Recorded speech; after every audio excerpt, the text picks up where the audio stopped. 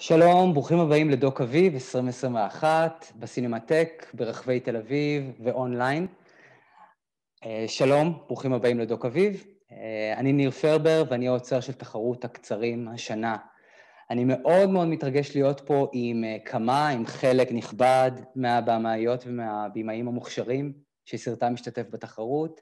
הסרטים שלהם אגב יהיו זמינים לצפייה אונליין באתר דוקאביב עד 10 ביולי. Hello and welcome to Docaviv 2021 at the Cinematheque around Tel Aviv and online. My name is Nir Ferber and I'm the curator of this year's shorts competition. I am thrilled to be here with several of the talented directors whose short films are in the program. The films are available online on our website until July 10th. So hello everyone. Just unmute yourself so we can also hear you guys. So thank you for joining us today. We are all around Europe, across Europe, and even in the US. So guys, I will give the floor to you if you can present yourself. Olga, can we start with you? Yeah, hello. Nice to be here. So I'm Olga Lucovnicova, filmmaker from Moldova, based in Belgium, and now I'm in Brussels, not very sunshine Brussels. And I'm director of My Uncle Tudor. It's a very personal film where I go back to the house of my childhood and try to confront my childhood trauma. David and Elvina. Hi, my name is David, and I'm one of the directors. I'm the co-director of Voices Apart, a film about voice hearers, people who hear, who hallucinate voices. And I made the film together with Elvina, who may want to say something. So hi everyone, my name is Elvina, and as David mentioned, we co-directed this film together. This is our third short film that we made together. And yeah, it's really nice to be here. Thank you for inviting us. It's a pleasure. Thank you. Guangli?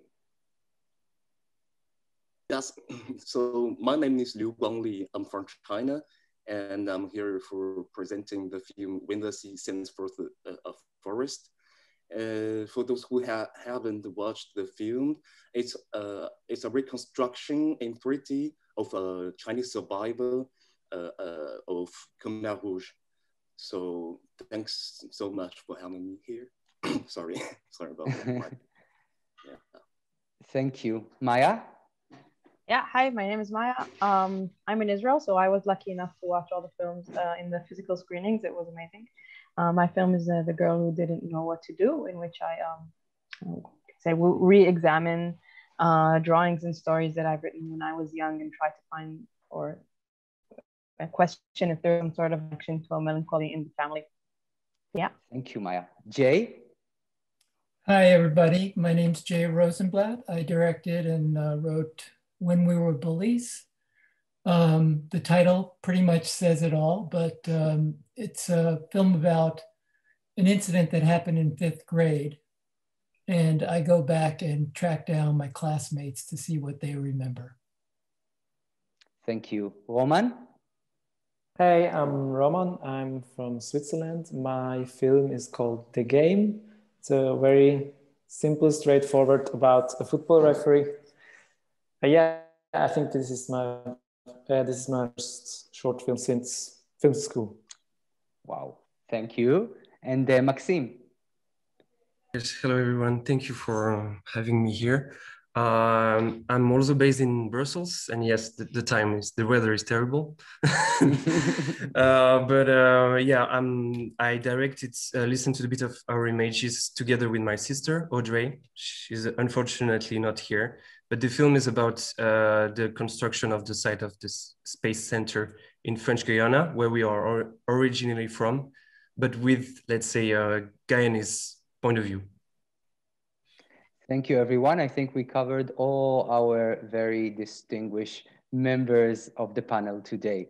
So I was trying for the first question to give like a speech of what kind of a theme that all the movies have in common, or a wave, or to find a trend. And I was really, I couldn't do it, like, because there is no one subject or theme or wave to bring everything together. And this diversity, I think, can say a lot about these amazing films that you brought us.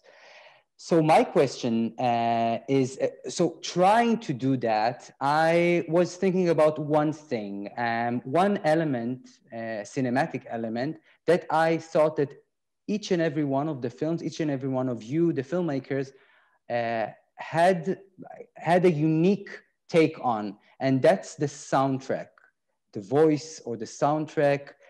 And so I want to refer to that as my first question, because a lot of you, I think that 5 or 6 of the filmmakers that are here with us now are using voiceover, which is, I think it's common in movies, but not as common as so many. And each and every one of you do it in a very different way, though. But I want to start with Roman, because in the game, there's a fascinating usage of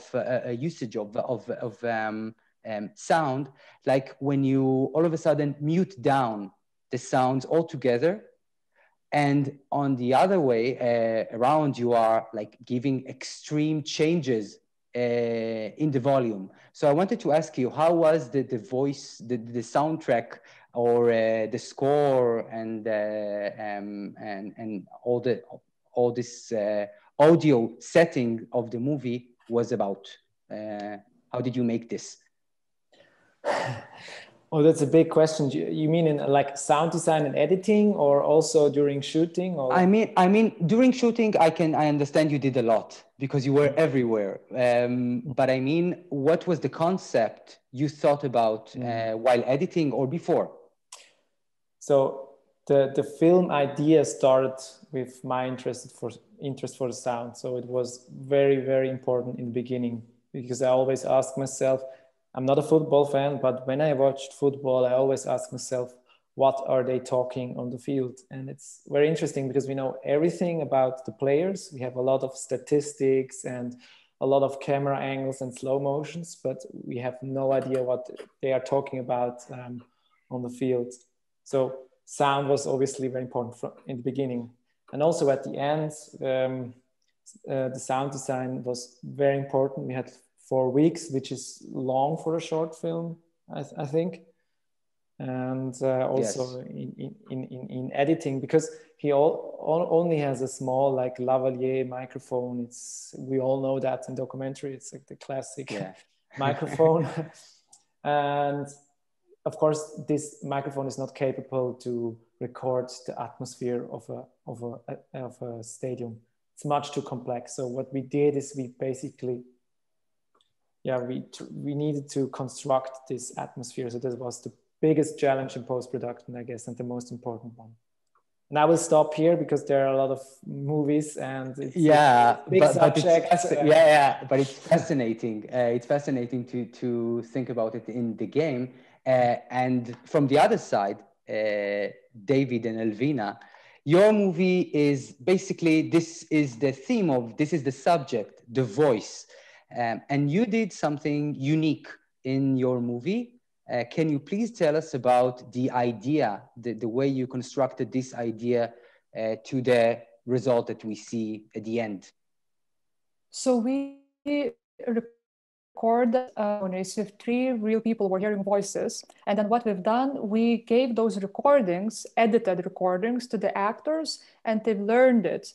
They learned every moment when they breathe in or breathe out, every time they swallow or something. They learned everything, like every single detail, and then just recreated those moments. So actually, surprisingly, it went really well. The actors just spent a lot of time rehearsing, and during the shooting days, we were quite smooth, actually. It didn't take us that much time to get the shots right. We were surprised about that because we were at first really, really worried that it may look unrealistic, but actually turned out that some people didn't even notice that those aren't the real voices. So we were really, really surprised. Me as well. Yeah. I must admit that for the first screening, I think 70% of the movie I didn't notice. So you did a good job with that. It was also really interesting that for us, it seems like those voices are more suitable for them now than the real voices. So we sometimes really get confused. Like we met one of the actresses when David was visiting me in Lithuania a couple of weeks ago. And I was like, we were just both really somehow fascinated how confusing it got to us to hear her real voice because we so got used to the other voice. It's really strange. Can I add just one thing? Mm-hmm. Part of the technique to try to convince the audience that those voices were really coming out of those bodies was, of course, we recorded them very dry and close in a insulated sound studio. So then we could add reverb and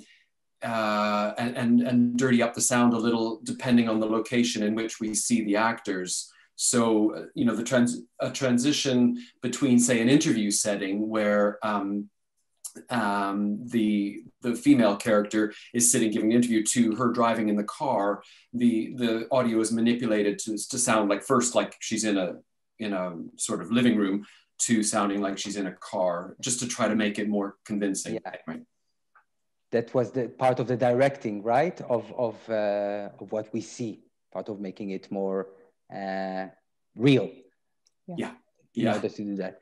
So that was one angle. The other angle I could see that is returning in some of the movies is the very personal and intimate perspective of the movies, the autobiography of the self. And Jay, I wanted to hear from you the way to get to this idea of because I know your other movies very well, and you go back to the autobiography of yourself. You are very exposed in the movies, and this movie, I think, this short film, has something else in it, because in here you're not only exposing yourself, but you're exposing another side of yourself. So please share with us how this come to be, this project. Yeah, well, how the project came about is in the film, but I will kind of reiterate it. You know, it started actually with voice, because I didn't like my voice for this film that I wanted to make. It was called The Smell of Burning Ants, from about 25 years ago. And I looked for a voiceover actor to do the narration. And it turned out that the person that I found was actually part of the story that triggered the whole idea for the film. And this is like 30 years later, 3,000 miles away, and I'm in his kitchen. So it really started with voice. With this new film, I've kind of gotten over not liking my voice, and I thought I had to use my own voice. But that story, that coincidence, was such a great story that I decided to turn that into the beginning of this film. And that's what led me to want to explore what people's memories of doing something that was sort of traumatic, I think, to the person that was the victim. But it was also, in many ways, I thought, for myself and a few other people, traumatic for us having done that, and the guilt that we felt. So that was kind of the motivating force behind it. And in terms of the sound, there's a lot of different elements in the film. It's not only voice, there's interviews, but of course, a musical score that kind of underlaid a lot of the emotions of the piece. And then there's a lot of animation in the film. And I worked with a great sound designer who created these, abstract sounds that matched the movement of these cutout paper images. Yeah, these effects that give like a whole new, I don't know, I think the animation, and it's like not only animation, but animated, give it a life. And I feel the same about your movie, Maya, the girl who didn't know what to do. Because in there, I can see also another angle of using your own story. And this is the archive, your personal archive. So can you tell us a bit about how you came across these materials, and how did you decide to do it like that? Yeah. I actually don't remember how I came across these materials. I think I just found them at my parents' place. So that's not an exciting story. They just kept it. But I think like the interesting thing about, like, if we're talking about archival footage, when we use archival footage in films, normally it would be archival footage that somebody else has shot. And then when we use them, we kind of need to own them in a way and make them our own.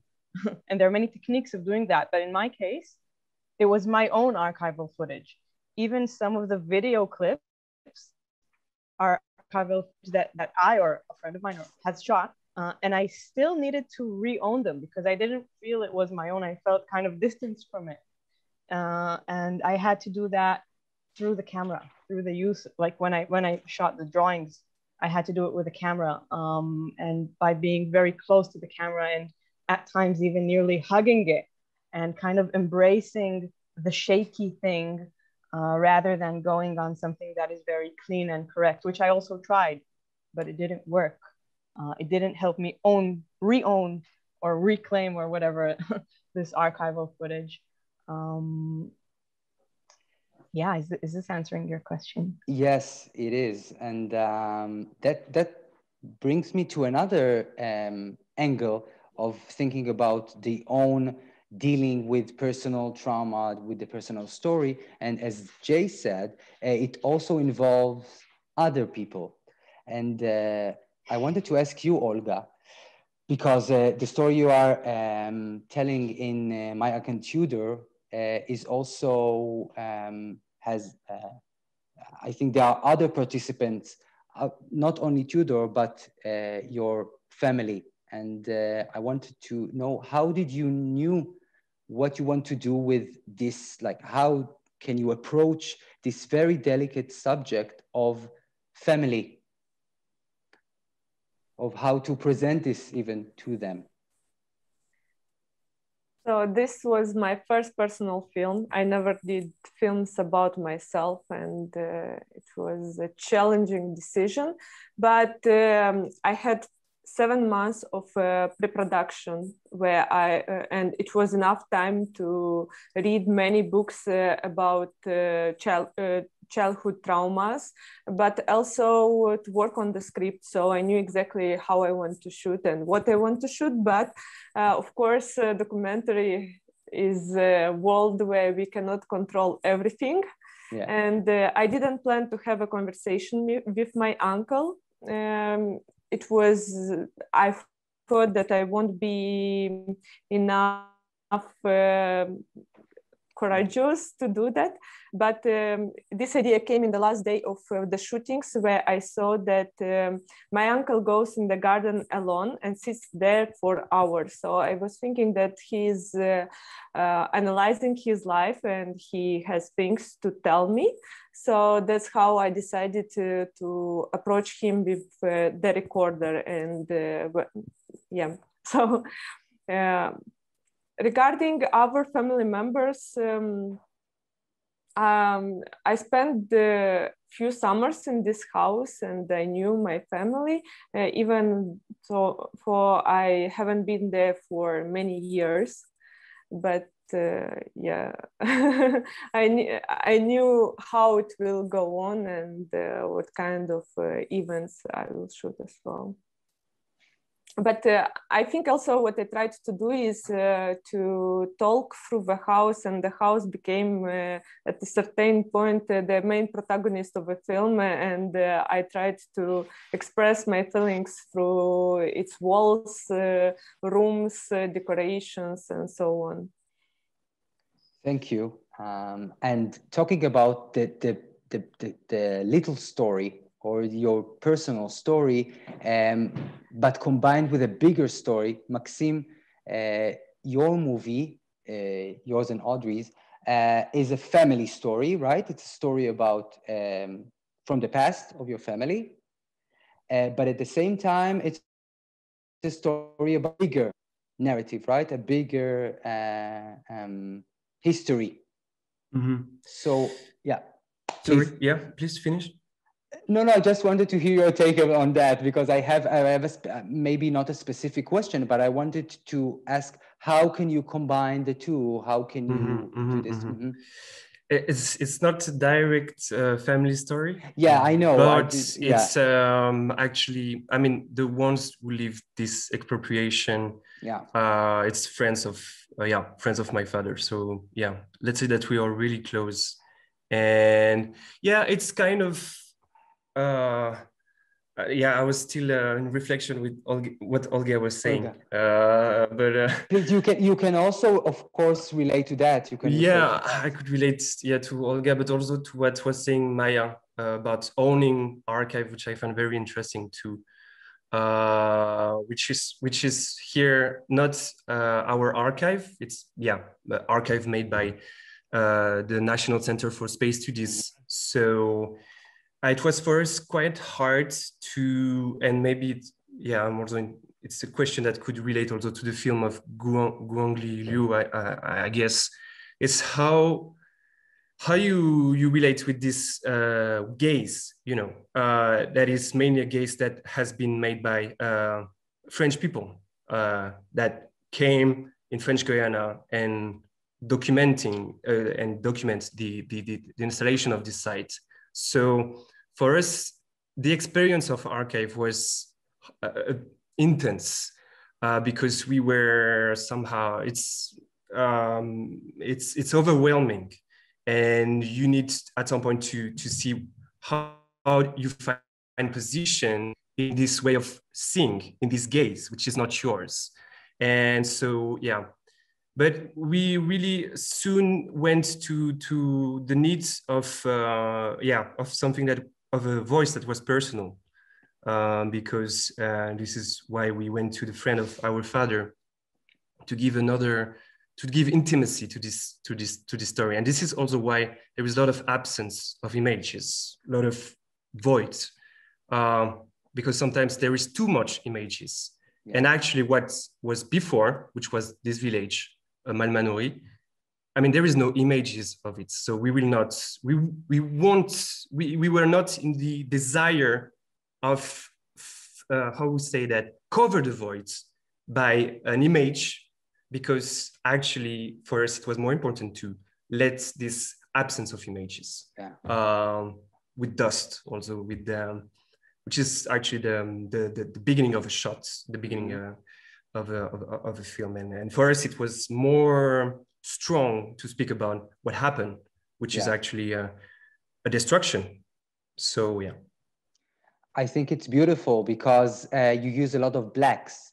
There is a black screen, and I think it's beautiful because it comes into comparison, like the opposite of all the photographs you have from the archive, like the strong images of power, especially comes to the space station. And I think this is very beautiful, this equilibrium this movie has. And talking about archive or the lack of archive, Guangli, you had a very big challenge, because it seems that you needed to use something, but how can you show something that you don't have enough of? And you use a very interesting technique. Can you please tell us about this, the use of archive as a part of the technique?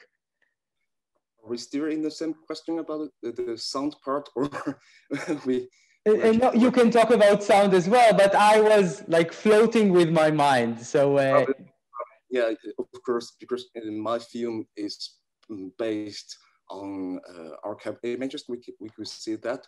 I'm just going to talk about the sound part, maybe. Because from a technical angle, it's basically an animation film. So we need really to create all the sound part for the film. We didn't have the recorded sound for besides the voiceover.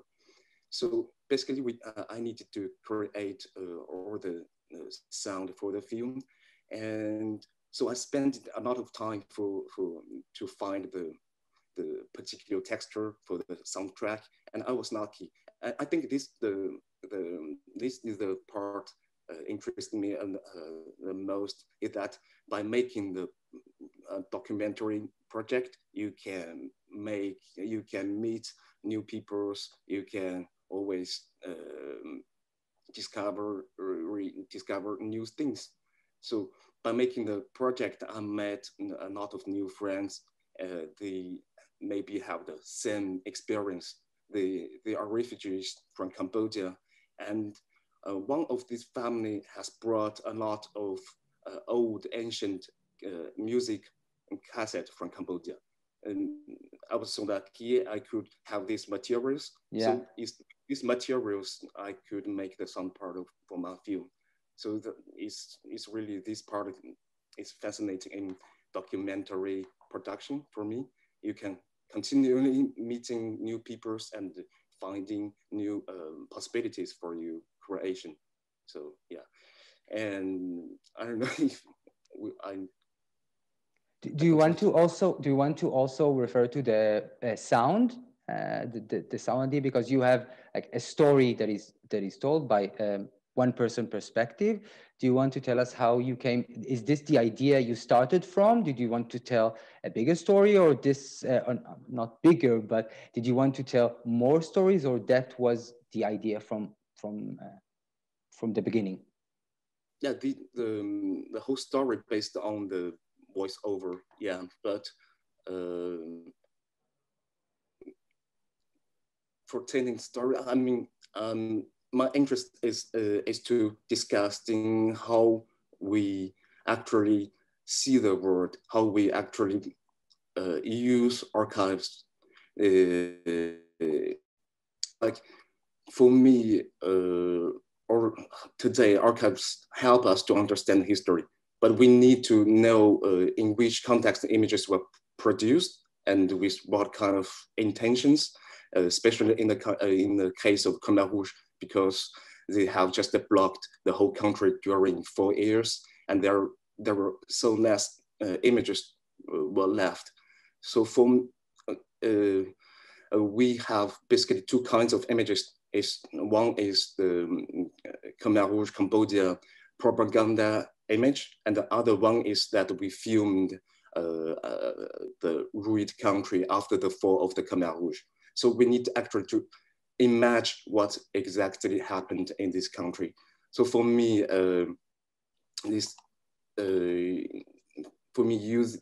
by confronting the images and virtual universe, I'm not trying to figure out what archive images shows us, in which particular way the history has been told, but I'd like to discuss how we represent archives by creating a cinematographic dispositive, for example, and how the way of showing archives could influence our way to remember the world, or how the way of showing archives could influence our relationship to the world.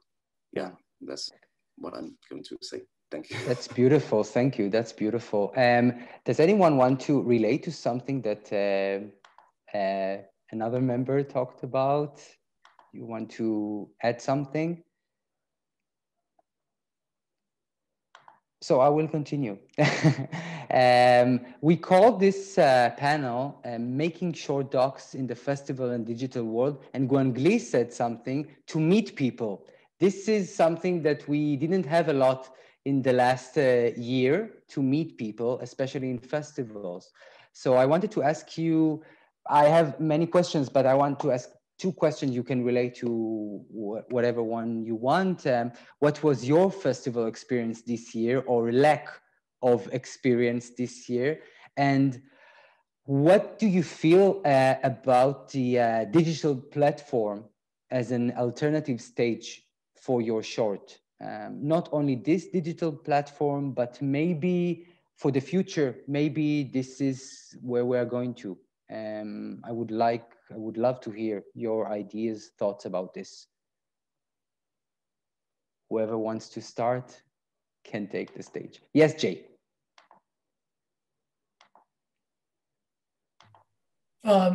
Well, before I get to that, I did want to say, Olga, I thought your film was really powerful, very evocative. And I thought your choices were really amazing. That caterpillar on the couch. Yeah, I thought you did a great job, and very courageous film. This has been a very disappointing year. Yeah. The film. You know, I worked on my film for 4 years and never imagined that I wouldn't see it with a live audience. And Nir, you sent me this photo of the audience with an image from my film, and thank you so much for doing that. It made me really sad, but I was really happy to see that, yes, an audience did see it. I wasn't there, but somebody, you know, a group got together, because it's very different watching something isolated on a computer screen, even on a television. A lot of humor, a lot of emotions come from the audience being together. You could feel the vibe when you're with an audience, when they're quiet, when they are wrestling, and you learn a lot about your own film when you see it with a live audience. And I haven't had that experience, so it's been difficult. And especially with, if there's any humor in a film, it's contagious. And if somebody's alone, they might chuckle, but in a crowd, you know, it could really get much more like a sense of community. And I miss that sense of community. As far as the other question, the digital, you know, that's always been there to some extent. Now it's just dominating. I hope it goes back the other way. To me, this is a good alternate, given how horrible the last year was, but it's nothing compared to actually being, I mean, I'd much rather be in the room with all of you talking and picking up, you know, nonverbal cues, all that stuff that doesn't happen online. Thank you, Jay. Sure. Yes, guys. Does anyone want to relate to the question, to one of those? I totally agree with. I totally agree with Jay that it's really frustrating when you come out with your story and you don't see the audience. It's really difficult. I have been to some festivals, and some of them were so, I don't know, impersonal. It's like your film is on one platform and you don't know what people think about your film at all. And that's why for me it was really surprising, and for me it was important that you send the pictures with audience watching the film, at least, you know. I knew that we are watching it's in cinema. So it was important for me. But there is one good thing which I experienced, is that sometimes you don't have enough time to go to all festivals, and some of them had also access for participants to all films. And for me, it was very inspiring that I could see films from the festivals whenever I wanted. And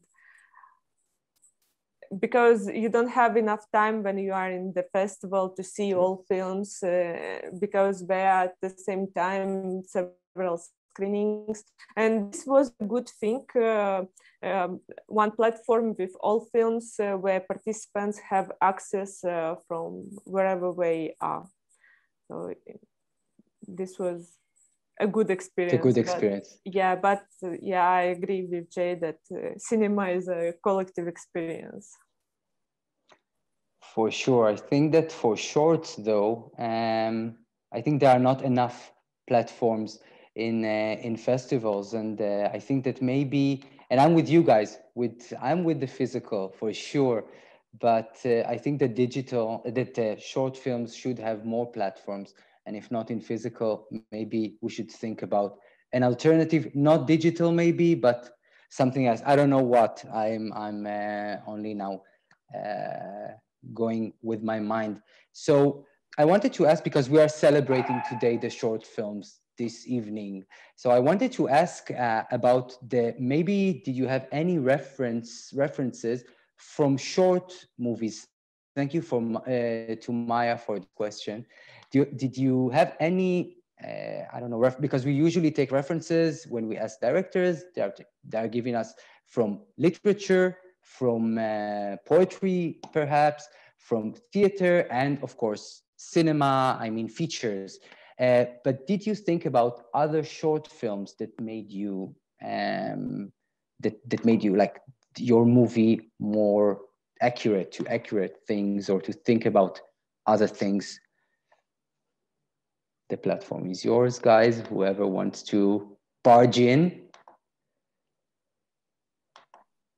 I will just, yes, Maya. Like, because we were talking about this yesterday, and I think that there is something like about the short film that allows you to experiment,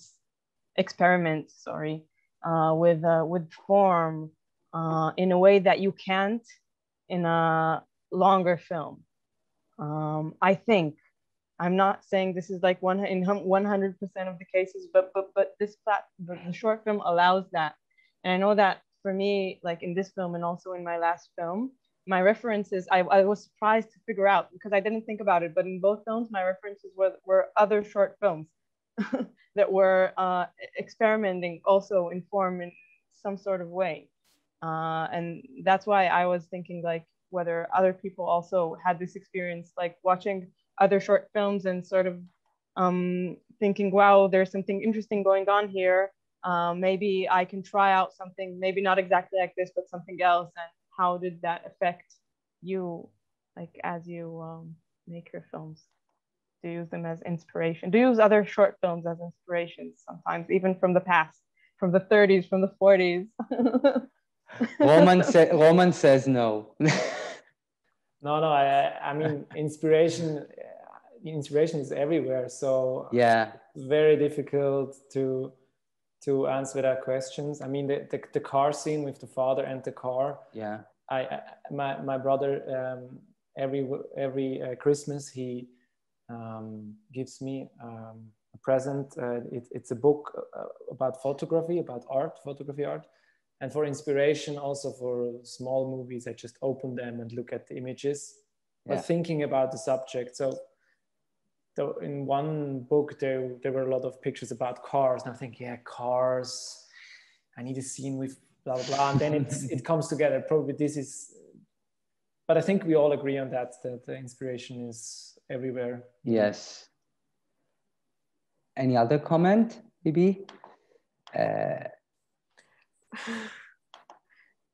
Okay, in my case, it was a feature film, an inspiration, but we agree, yeah. Olga, to give you to even talk about feature film. My inspiration was Alona van der Horst film. It's a Dutch filmmaker, but with Russian roots, and she goes back to the house of her grandparents, and from her film, I got this inspiration to include house as a protagonist and to speak like in a symbolic way. Yeah, nice. but of course, I finished Doc Nomads. It's a documentary program, and we were like 24 people in the group from 20 different countries who made in 2 years 10 short films. So. And my Uncle Tudor is my graduation film. So I had lots of references from my colleagues, of course. Yeah. Thank you. Thank you, Olga. I wanted to ask you, all the panel members, because for me, when I watched your movies, I had, yes, the story, yes, the subject, maybe more abstract or theoretical ideas, but all of them has something unique. I think a specific image that stuck in my mind, and I saw it visually, your movies, or audially. And I wanted to ask you if you want to bring here maybe an idea, a thought, or a question to other members in the panel about their movies. I would love to hear, and I'm sure the person you will refer the question to will love that. Any question or thought? You can just give a compliment. That would also be that would also be okay for your fellow members. Yeah, I can start. That, of course. Yeah, I watched all films before our session. 1 hour before our session, I finished watching them, and I wrote to Nir that the programmers made a great job, and he said, "Yeah, thank you for compliment. I'm a programmer." Yeah, I liked a lot the selection, and I could refer to many films. And for instance, I can start with Maya's film, because before a year ago, I made a film about short film about one woman who was a child of Second World War in Russia. And in this film, I used paintings of children made during war. So for me, it was very inspiring to see your drawings. I thought you made them as a child, and because usually, for instance, I was drawing princess with castle, very, very nonsense images, and for me, it was very interesting to follow how you as a child was expressing yourself in paintings, and were so meaningful. And I really liked this way of telling your story. But I think I need few hours to talk about all films, because I like them all. Yeah. I just would say thank you for these words. And also I was very surprised as well when I found these drawings. So I didn't think, I thought I drew like happy princesses as well, but apparently I didn't. It came as a surprise to me. But as a question, did your parents notice it when you were a child? Like, did they say something about your paintings? How? Yeah, I think it's because in the film you get only the paintings aspect of it. But I was very much troubled with the concept of death. I think all children are, but I was really talking about it all the time. And they actually had this book on their shelf titled Death in the Eyes of Children, and they had to explain it to me. There was a moment that I thought to include this in the film, but then I decided not to do that. So I think they experienced it not only for my drawings. And yes, they were quite sensitive to this. And Maya, sorry, excuse me, Olga. Yes, please. No, just my next film I'm working on is about my grandmother, but who committed also suicide. But it's reverse. Like, she committed suicide in 1989, and I was born in 1991. Like, it's reverse to your story as well. Wow. Wow. Okay, I feel connected to you now. And Maya, if I can tackle you on this, do you have any remark, comment to one of our fellow participants? Wow. Sorry. I had amazing screenings, really. Basically, Roman answered the question I wanted to ask about the drive in the end of the film, because this is like a really, I think your film is absolutely brilliant. And I think that this part, the drive in the end, that what makes it like from a great film to an amazing film, because it brings it to this like really personal place and outside the game, and it kind of shifts the film. But you did answer like where you got the inspiration for that. Did you know that? Did you know that you were going to shoot that from the beginning? So first, thank you very much. yeah, it was also already in the script very early on, but it wasn't not just because I saw that book. It obviously I asked myself, what does influence the referee? And there is the media, there in the movie, there are the fans, they're in the movie, and then there's the most important aspect is family, is because it makes him vulnerable, I think, and we all know the situation, and your parents, they come and look at you, how you do sport or how you get your grades or something like that, and it just changes the scene if there's a camera or not. So it was very important to actually, it was shot on a different day in a different stadium. Editing was almost done, and I said to my producer, we need to shoot that, and she said, oh really?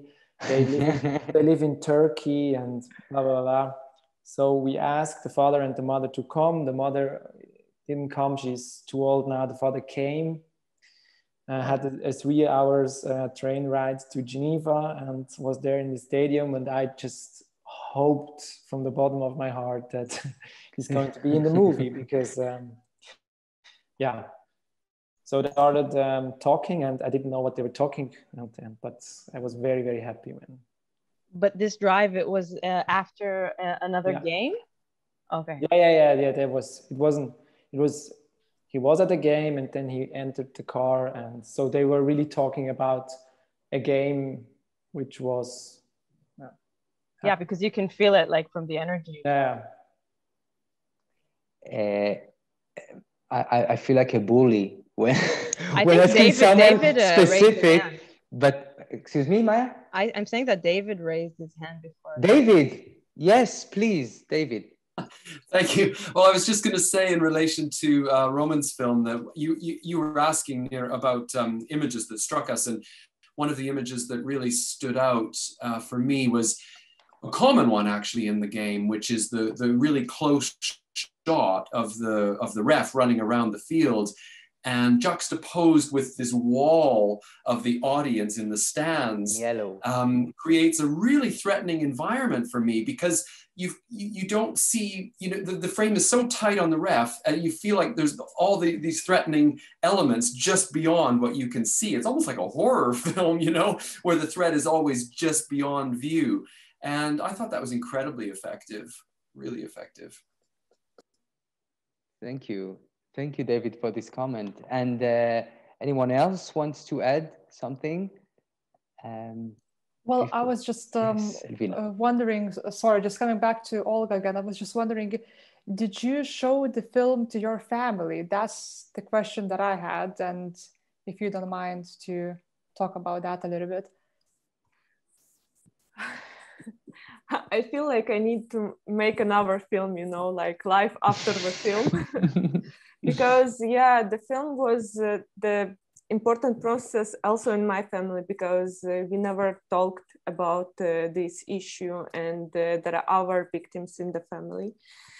And for me, it was important why I decided to make this film, because a year before I started working on the script, I found out that even if there are some rumors in the family, my uncle still remains with his younger granddaughter, sometimes alone. And nobody does nothing. So, and it was my way of expressing myself, also of breaking the silence, because I don't know, but I'm studying cinema for 10 years, and when I have camera in my hands, I'm more brave. And in the last days, when I recorded the conversation, already I think all family members knew what is the film exactly about. And in the last days before my departure, my aunt approached me and asked me to not show these audios to her sons because they can traumatize them. But the problem is that these sons have also daughters who were traumatized by my uncle. So when I saw all these dynamics in the family and the reactions, I decided that I need to break the relationship with some family members, because it's also affecting me, because my uncle was no more problem for me, but the reaction of a family who protected him, but not us, and who doesn't want to do any actions. But during the research, which I made in the pre-production, I understood also very difficult psychological processes, because we have a very good family, there is love, we have very close ties, but it happened that one person has a double personality. And in one night, you found out that your father is not just a father, but he also a person who has a double personality. And what to do in these cases? If he was a best father in the world, he worked on 2 jobs to sustain you, he doesn't have any bad habits, but this secret just came out. So I understand also my family members, and I don't judge them. And the research and the film itself helped me a lot to deal with these processes. But at the same time, I understand that they will never understand me, why I'm talking, why I'm not keeping secret, why I'm not shy of showing up this story. But I came to the conclusion that if my silence gives power to this kind of people, and you see that this problem is really a big problem in the society, and nobody wants to talk about this, and I perfectly understand why. So it was a very difficult decision in general to do this film or not to do. And in the end, I showed just to some family members whom I decided that it's important to show as well. But for others. Thank you, Olga, for this courage of making this film. And on a final note, a final question I have for all of you. And I want to read you something that one of the colleagues, one of the other filmmaker another filmmaker in the competition, Guzin Ka, she made the film Your Street, and she couldn't be with us today, but she wrote something so beautiful, she wrote something very beautiful, lovely text, and also a question I want to ask all of you. What I find the most impressive thing is the richness of the filmic and artistic methods. The mixture of real and animated film, photographs and archive material, even drawings, makes me even more sure about what I always thought about short films, that they are not just the shorter versions of feature-length films, but a totally different genre. Maybe this is what I would like to know from my colleagues. Will you continue making short films? So Maxime, can you give us we'll be very short now, so if you can give us like any thought. You see, I just throw it at you. Okay. I'll try to be consistent.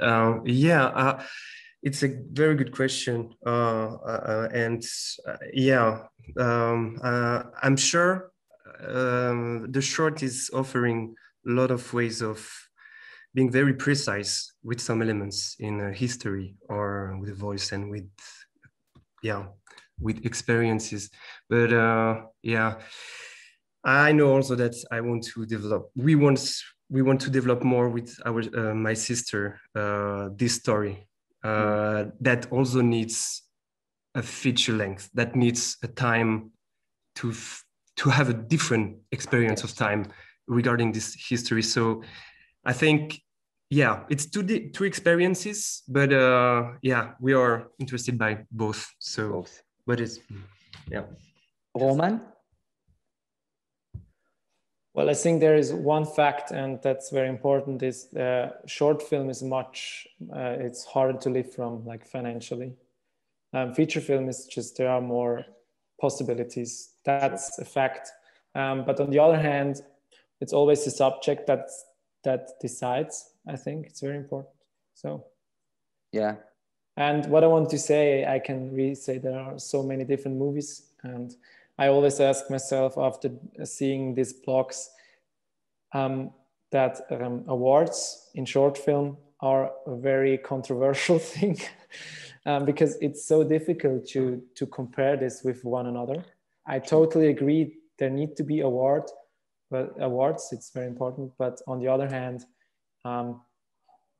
yeah, it's very difficult as a jury to compare. Yeah, I'm sure that for the juries it's very hard. And as I said before, we need more platforms for short films, and maybe it would be better, and then it would be like more easy or to make a short film. David and Elvina, you can start with Elvina. Any answer for this? Yes, we will continue making short films. And as a matter of fact, we're planning to shoot one now at the end of this year. So we will. And I think even when we start making feature films, I think we'll still make short films, because while you're waiting, while you're developing, I think you can still do short films. And it can be just small production, but it's still valuable. And it's good as for a director to work on a short film too, I think. Great. David, are you in the same Yes. mind, I guess? Yeah. I hope. What she said. Yes, exactly. Perfect. Thank you. Guangli? Yeah. Yes, I think so.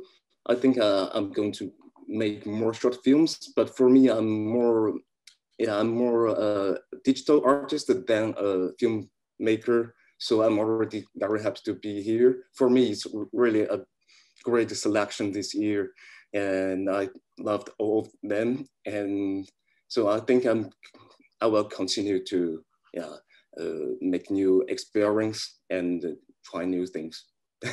Thank you. Great. I'm happy to hear. Maya? I guess wherever life takes me. I mean, I hope to make more short films. I really like this form. So I'll wait and see what happens in life. Very, very good answer. Very diplomatic. I'm so diplomatic. I'm such a diplomatic person. Olga? Well, I never did a feature film to compare the process, but now I start working on my first feature, and while researching, I came out to another subject which is good for a short film. So now I'm working at the same time on the feature film and on short film as well. Perfect, perfect. And Jay, I'm eager to hear your answer. Well, I think Roman said something that I agree with, which is the subject really determines the length of the film. I've gone into a lot of films thinking I'm making a feature, and it always turns out to be a short. And so yeah, that's what I've done. So I'm gonna continue it. Very good. But you can't make a living on it, I agree. Yeah, that's, we all agree, I guess. You have to have a day job. But let's stay optimistic that, that this will continue. And I'm very happy to have you with us. I was very happy to hear your voices and to see your faces. And I'm eager to see the rest of your the rest of the films you have for us. It can be short, it can be long, but they need to be in Docaviv. This is the most important thing. I'm kidding, but thank you so much, guys, for bringing us these wonderful pictures and voices from all around the world and being with us today. Thank you. Thank you so much. Thank you. So thank you for the audience as well, and we wish you the best, and go watch movies physically in the cinemas. It's happening in the Cinematheque and all around Tel Aviv. So ciao, everyone. Have a good evening. Ciao.